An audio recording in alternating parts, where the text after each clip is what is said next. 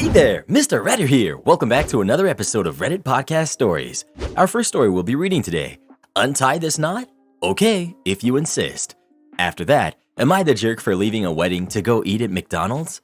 And after that, Diva Chef told me to just stand there and be quiet. Okay. Now for every thumbs up this video gets, one Karen does not get to eat any Oreos.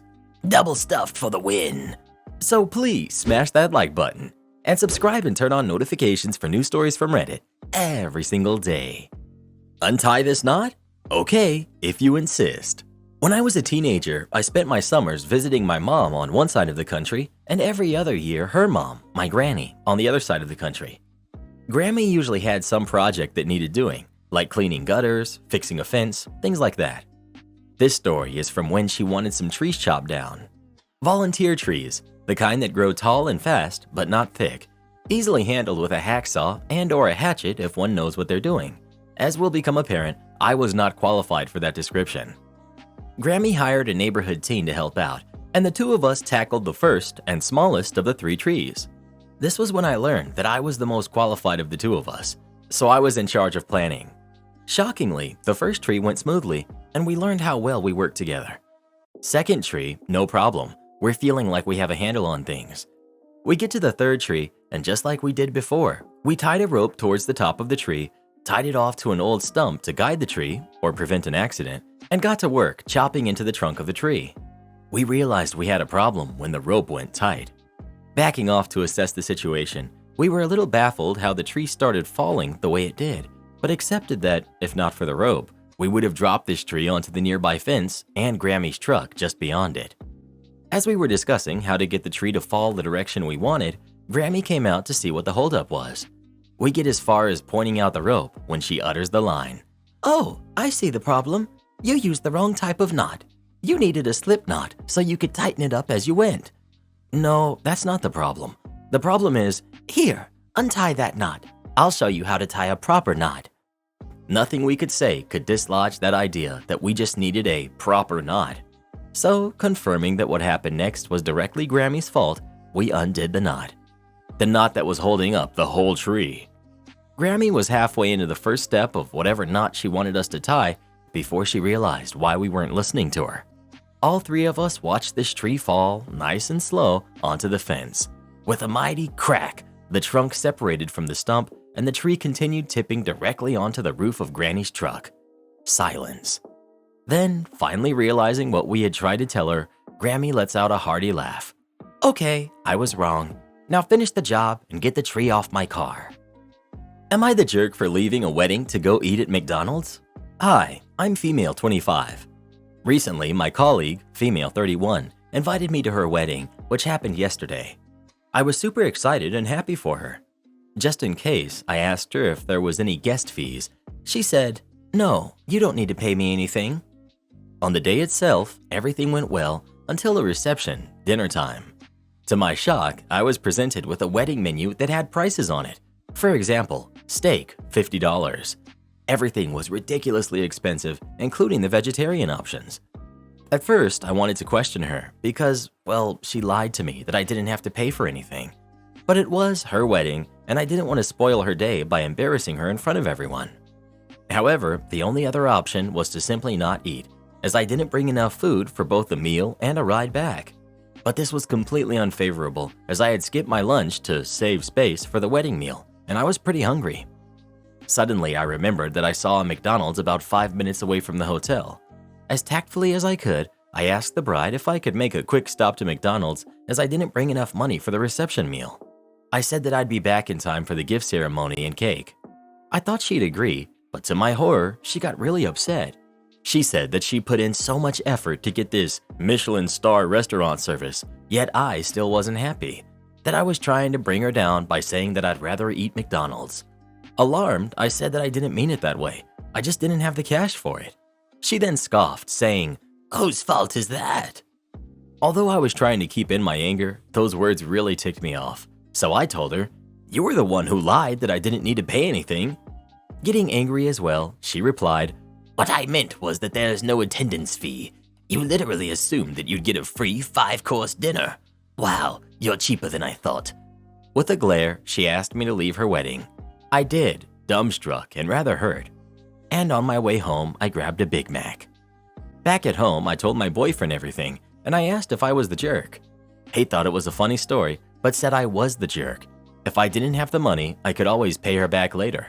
In his exact words, he said, "You chose the wrong time to be stingy." My other friends agree as well, saying that it was not tactful of me for doing that at the wedding, and although she lied, I should have just brushed it off instead of dampening her happy spirits. After hearing their opinions, I felt quite guilty and embarrassed. However, that one little part of me still thinks that it's justified because 1, she lied to me, and 2, publicly humiliated me. Please help me out. Am I the jerk? Not the jerk, but I think you handled it wrong. You shouldn't have asked her if it was okay to leave and get McDonald's. You should have done it and come back. The bride/your colleague does sound like a bit of a jerk, and she shouldn't have humiliated you that way. I've never been to a wedding where I had to pay for my own food, and I've been to some very cheap weddings and some expensive weddings. Next time, you'll know to be prepared. Also, did you buy her a gift? Because if you didn't and showed up to get a free meal, then you're a bit of a jerk. Not the jerk. I've never heard of a wedding where the guests are expected to pay for dinner, especially without any notice. The bride's response is BS too. Attendance fees are not a thing at weddings. You asked and she said there was no cost. The misunderstanding is on her. Diva Chef told me to just stand there and be quiet. Okay. Background. Let me take you back into my past. Again, I'm in the kitchen in a large culinary company/catering company. You get these more often than most. A diva in the kitchen.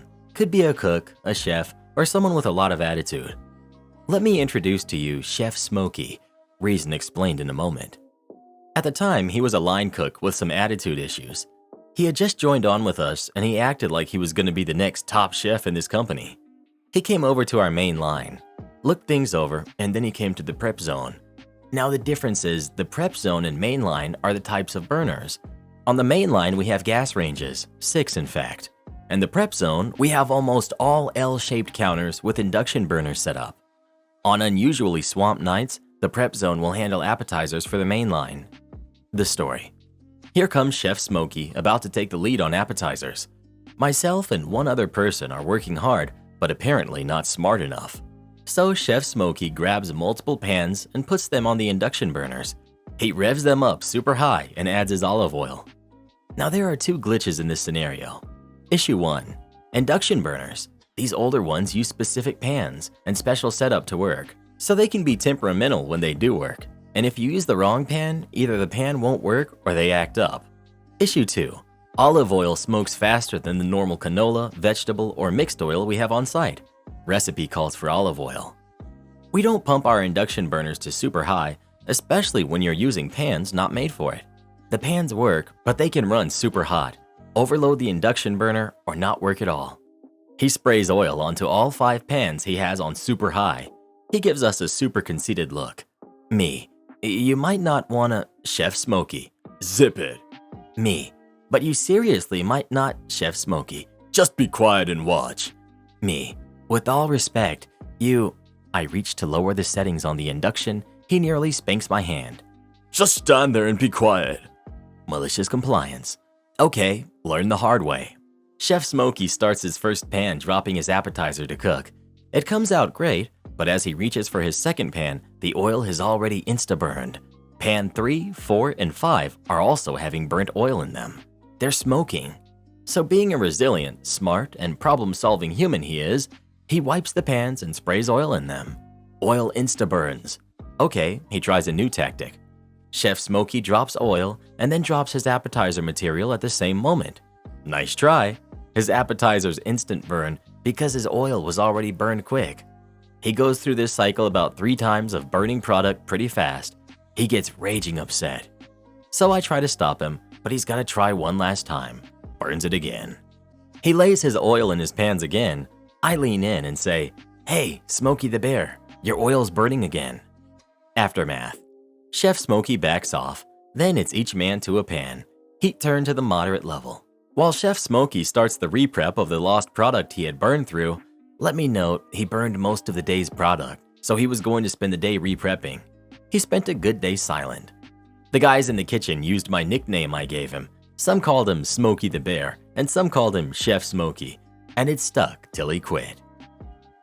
Am I the jerk for refusing to miss some of my kids' events when my ex-wife's husband asked? I share 2 kids, Indy, who's 10, and Colby, who's 8, with my ex-wife, Thora. We've remained very close, and she and I don't follow a strict parenting plan. We do our best to have the kids see us both as much as possible.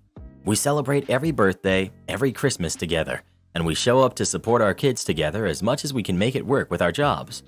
Our families are also still very tight. The kids love it. Sometimes it will be my parenting time, but they want Thora, and so they spend that day with her or vice versa. Works so well for the kids. Thora married Michael in November 2021. He and I got along in the beginning. He clearly loved Thora and he was great with the kids, which is what Thora and I cared about most. But then this past summer, some things changed with Michael. An example is Indy was singing and playing an instrument at this little talent show his summer camp set up. Thora and I both went, so did Michael, who took the day off work. Michael did not look happy to see me, and once Thora was not within earshot or sightline, he was visibly tense, and I swear he groaned at some point near me. Then Thora had to go out of state to see a friend of hers who was very sick. The kids chose to stay with me, and I don't believe Michael was happy about that. I tried to ask him about it, but he swore things were fine. In November, Indy and Colby had a busy month with different standout things within extracurriculars in school. I was lucky enough to attend 9 out of 10 of them with Thora attending 8 out of 10. Michael got to attend 3 out of 10. All 3 were ones I could attend, and it felt very much like he didn't want me there.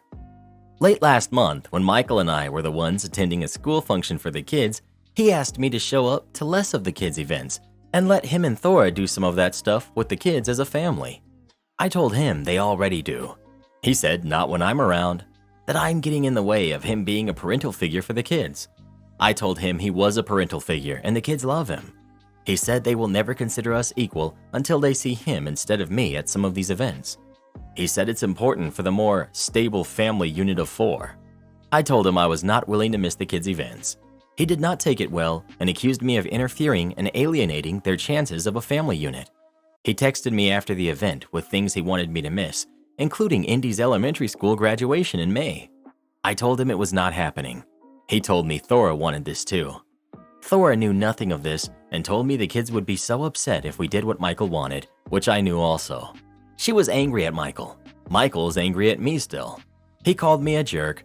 I don't want to believe I'm the jerk, but I know this is not the norm for every divorced parent situation, and it makes me ask if I am the jerk for not letting them have some of those events with just them. Am I the jerk? Not the jerk. You and your ex are doing everything you can to put your kids first. Don't let this guy's insecurities get in the way of that. You're even in agreement that he shouldn't get to decide how the 2 of you are co-parenting. Not the jerk. He doesn't get to tell you, their biological father, to leave the room for he who only has been around for a couple of years. Why would he ask you to step aside from being a present father? He's a jerk, and lying to you about what your ex said shows him to be a liar too. Gaslighting his way to you being a less present father? Yikes. Definitely not the jerk. They will never consider him equal to you because he's not. You are their father, he's their stepfather. He should not have married Thora if he could not handle that role. Never touch your truck again? You got it, neighbor. I, 59 male, live in a major city in Ontario, Canada. I live in a small subdivision and have 5 neighbors total on my street. For the past few years, during the winter, when we're getting a lot of snow or bad storms, as I'm leaving for my overnight shift at around 8 to 9 p.m., I'll put my wife's windshield wipers up on her car and do a quick walk around to my other 5 neighbors and put their windshield wipers up on their cars. Obviously not if they're outside or something, but if it looks like they're in for the night. Many of them forget to do this, as many of them have kids, and it typically slips their minds, and their wipers will be frozen to their car in the morning. It's just something nice that I like to do to look out for my neighbors. They're always grateful of this, and they thank me for it. Many of them started doing it too, and there will be nights where I'll forget to put mine up and my wife's up, and in the morning, one of the neighbors has done it for us. Anyway, recently one of our neighbors moved, and a new family moved in as of last week. It's a young couple and their 2 kids. The other night, I was leaving for my overnight shift at around 9 p.m.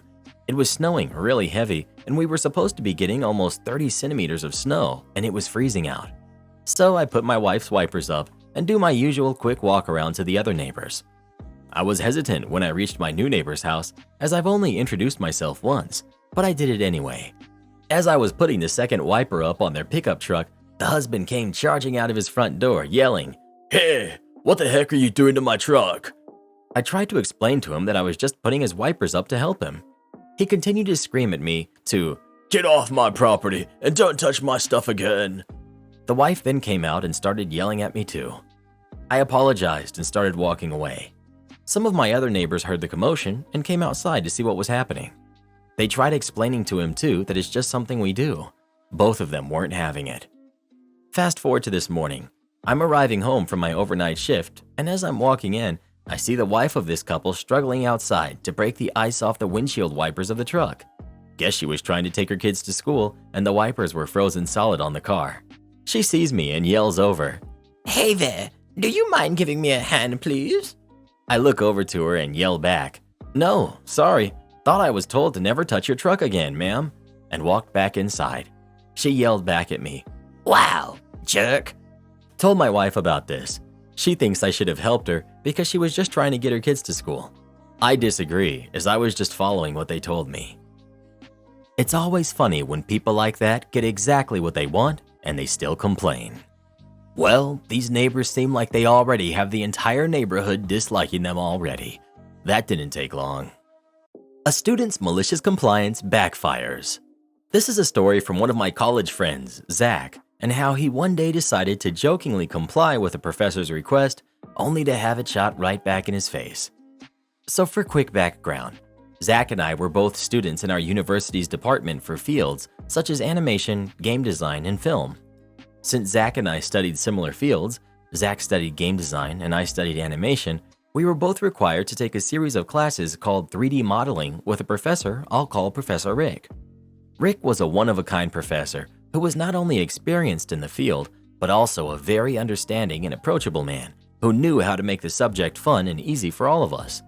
3D modeling, as you'd probably expect, was a very project-heavy class. Each month or so, you'd be assigned a project. Let's say, for example, the project is a fully detailed and functioning lamp model, which you would work on both in and out of class throughout the month. You'd also be required to submit your current progress online each week for feedback and an easy A as long as you had shown you were making progress. Classes would usually be spent talking about the next part of the project and then working on them. As long as you were actually doing the work, listening to Rick's feedback, and actively improving, the class was an easy A. Pretty simple, right? Anyway, the story begins about a week after one of these projects started. One day, Zach's laptop suddenly had massive technical issues and needed to be repaired. While he was assured the issue could and would be fixed, he wasn't able to get the laptop back before the following week, after the deadline for the upcoming progress report was due. Not only was this a problem because Zach couldn't access the progress he had already made on the project, but also because these projects required a very specific type of software that you couldn't access on any normal school computer. These projects also required hours to work on, so he couldn't just borrow a laptop to use to finish the project. So Zach had no choice but to talk to Professor Rick about the issue. Thankfully, Rick understood what was going on because, like any person would in this industry, he knew how unpredictable technology could be and that issues tended to happen. On top of that, he knew already that Zach had been working on his project in class, so he knew Zach wasn't lying. So when Zach asked what he could do for the upcoming progress report, Professor Rick said, "Just submit whatever you've got and I'll grade it. Don't worry about it." Now, Zach knew what Professor Rick probably wanted. Since we were required to submit progress reports each week, Zach could have easily used a campus computer to download a previous file and resubmit it with no issue. However, Zach had another idea. See, Zach is a huge fan of dry humor. So was Professor Rick. So Zach thought it would be funny to submit something different for Professor Rick instead of what he'd expect. So he submitted a simple one-page Word document with "Sorry" in big letters written in the middle. He then left a comment attached to the submission saying, "Sorry, I didn't think you'd care what I turned in, so I gave you this." Zach then moved on with his day. Professor Rick said nothing to him about it, and about a week passed. Like I mentioned before, most of these projects were guaranteed A's, so when Zach saw the notification that the grade was submitted, he didn't think to check right away. Then one day while looking through the app we used to submit our work, he noticed something off. His grade for 3D modeling, which was once an A, was now a C-. He was completely confused, and upon investigating what could be the cause, he noticed one grade that looked very different. The progress report received a grade of -200 out of 100. Zach was absolutely stunned. How the heck was a negative score even possible? He quickly checked the submission and saw underneath his comment was a reply from Professor Rick that said, "Sorry, I didn't think you'd care what grade I gave you, so I just gave you this instead." Zach panicked, thinking he had made Professor Rick angry, and as soon as the next class started, he approached the professor with his laptop open to the grade to ask what the heck was happening. But before he could speak, Professor Rick saw the grade, saw Zach's face, and started laughing. He laughed hard. Zach then realized what was going on, and he started laughing too.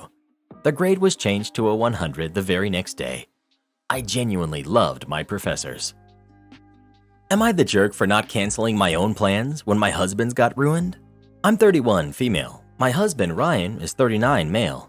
His brother and 2 friends were supposed to go up to their friend's cabin for a long weekend. They were supposed to leave this afternoon, but unfortunately, 2 of them got sick this morning, so the trip has been canceled.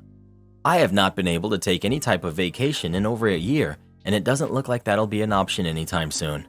So when my husband told me about the trip, I thought it would be an excellent time to also take Friday and Monday off and have a staycation for myself. I went on a mini shopping spree at Lush, bought special groceries for myself, planned a hike and a girls' craft night and cocktail party, and found my favorite old movies for a movie night. Ryan and I like a lot of the same things, but I wanted to take this opportunity to do and cook all of the things that I like, but he doesn't. Ryan suggested that since he now has the weekend free, I could rearrange mine and we could have extra time together. I love my husband and will absolutely make time to spend with him, but I still want to keep all of my plans. He's upset because he feels I'm being selfish, especially on the food aspect. I do all of the cooking and cleaning, and the way we share our finances reflects that, 80-20. So he feels like me cooking things for only myself for 4 days is breaking our agreement and unfair to him. He also doesn't want my friends drinking here because I told them that they could stay the night and we'd have brunch in the morning.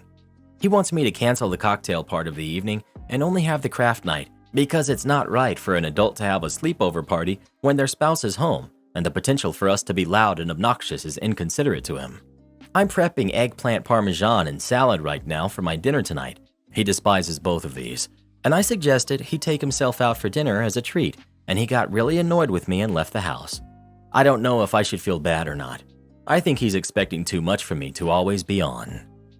Not the jerk. OP, I'm sorry. I missed the part of the post where your plans got canceled because your friends got sick. It sucks that your husband's plans got canceled, but why would you renege on your plans and agreements with your friends to do these things? Him being inconvenienced does not mean you and other people have to be inconvenienced. Exactly. I despise it when adults behave like toddlers, but have the nerve to accuse other people of being selfish. It's really unnecessary and off-putting. OP, enjoy every bit of your staycation. There's no emergency here. He can occupy himself for a few days. He's not an infant, and just because his plans fell through doesn't mean yours should. I'm also concerned that if you give in, he may make a habit out of this. Nip it in the bud, stand your ground. Not the jerk. Not the jerk. Ryan is being spoiled and selfish. The fact that he didn't encourage you to keep your plans and didn't offer to vacate the house while your friends are there is disappointing. He seems super entitled, and I'm sorry he's unable to put you first this one time. His childish temper tantrum at the end is also quite emotionally manipulative. If he's unable to put your wants and plans first this one time, you've got a spouse issue that you need to seriously address. You're the jerk. Call me old-fashioned, but back before my husband passed, if at any time his plans were canceled, I would have gladly canceled mine as well. When you're in a committed marriage, you act as one unit. You're no longer separate. You become one flesh and act as a united front. The fact that so many in the younger generation refuse to accept this is why you're all getting cheated on and divorced. I told both of my daughters time and time again that they needed to be more supportive in their marriages, yet they both just laughed at me. Well, now they're both divorced and their ex-husbands are remarried to sweet supportive partners, while both of my daughters are still hopelessly single. I remind them every day that their marriage's failing was on them, and I warn them over and over. You know the saying, if you don't treat your man right, another woman will. Stop fixing the photo printers during Christmas rush? Sure, why not? To preface, I used to work in the photo lab of a very prevalent retail pharmacy. You know the one. I was good, fast, efficient, and always provided the most excellent customer service. Customers loved me. I adapted official procedures to make them better and improve the final product. And I loved the photo printers. If you've worked in a 1-hour photo lab, you know that no one fixes those things. They jam constantly, overheat, never get replaced or updated. They'd break at least weekly, if not more. Same thing with the kiosks and receipt printers and POS system. It's a nightmare. I haven't worked there since 2017, and they finally updated the pin pads 6 years later. Because the printers would break so often, and I had experience fixing printers from when I worked at a school, I just whip out a screwdriver, open them up, and fix them myself. It was faster and easier than putting in a ticket, and it meant I could keep churning out orders during peak instead of being 1 to 2 printers down at all times. Now, shortly before the holidays, we got a new assistant manager. He had previously managed another store, but had to step into a less stressful position due to a heart issue. The guy was a jerk and created stress for himself. He treated team members like garbage, and most people were too afraid to stand up to him. I had a good working relationship with our GM, so I wasn't afraid of this guy, and he would often single me out because of it. At one point during Christmas rush, he caught me with my screwdriver disassembling a printer that had suddenly stopped working. He chewed me out, told me to stop fixing the printer immediately and just put in a ticket. If he caught me fixing a printer again, he'd have to take disciplinary action. Cue malicious compliance. I stopped fixing the printers and just put in tickets. In about a day, we were down to one functioning 4x6 printer that was overworked to heck and back. That printer almost caught fire while I was off shift because no one was able to unjam it. He never told me to stop fixing the printers again and left me alone for the entire rest of the time that I worked there. I ended up being wrongfully terminated due to an ADA leave for a major surgery when corporate never got my paperwork, despite my PT faxing it over, and I found a better job that I love at a company I still work for. Jerk manager ended up getting fired several months later for customer complaints. Am I the jerk for buying lower grade steaks when my in-laws visit and serving my mom and dad Wagyu? My wife and I live far away from both of our sets of parents. We visit them a couple of times a year, and they visit us about the same. My mom and dad love food. They will buy pounds of garlic and leave it in a rice cooker for a month to make black garlic. They plan their vacations around amazing restaurants. My in-laws are lovely people, but boiling chicken drumsticks is fancy for them, and they refuse to eat steak that isn't well done. I discovered this the first time I went to their home for dinner. I wasn't even asked how I like my steak. Everyone got a well-done steak. It took me years to convince my wife to try a medium rare steak. Now she loves them. I bought some beautiful prime steak for them when they came over when we moved in together. I made theirs medium well, and I died a little inside. Her dad took it back to the grill and destroyed it. So now I buy select grade meat. I've been buying some excellent quality Wagyu for when my parents visit. Not every single time, maybe once a year. My wife says I'm being a jerk by not treating both families the same. I don't think I should waste money on great food for them when I know how they'll treat it. I might get downvoted, but honestly, I do not see the point in paying for really expensive steak for someone who's going to want it served as burnt offerings. They certainly won't understand the difference. Not the jerk. Not the jerk. But perhaps you can think of something else your in-laws would appreciate a splurge on. Drinks, desserts, or even an experience that would be meaningful to them. And more importantly, make your wife feel heard, validated, and like her family is important to you. No jerks here, but stop having steak with your in-laws. You can't feed them Wagyu, and I understand why. But your wife can't accept you being snobby about meat and giving her parents meat you know is lower quality on purpose. She's right. It's disrespectful to serve food you see as insulting. So rather than fighting about it until the end of time, understand that steak is not an in-law meal, and find one that you can make with ingredients you respect and that they will enjoy. I don't drink wine. Fermented grapes taste bad to me. My husband and his family drink wine, study wine, are careful with wine selections. It's absolutely wasted on me. They don't make sure to serve me crappy wine. They make sure the freezer has my favorite upscale vodka in it. They're not wrong that wine has lots of nuance and finding good wines is fun. I'm not wrong that I find wine basically undrinkable. You're only a jerk if you demand that someone wins the steak fight instead of putting all of that energy into finding another showpiece meal that you can all enjoy each other's company over. And invite me over for steak. We'll have a blast.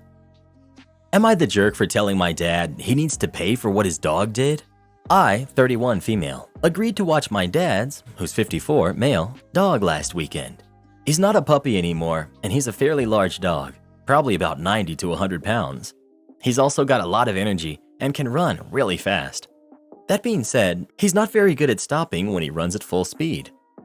On the afternoon of the incident, I was playing with the dog. We were playing with a tennis ball, and I wasn't throwing it very hard. I'd bounce it on the floor, it would go a few feet away, and he'd catch it and bring it back. Normal stuff. At least it was until he missed.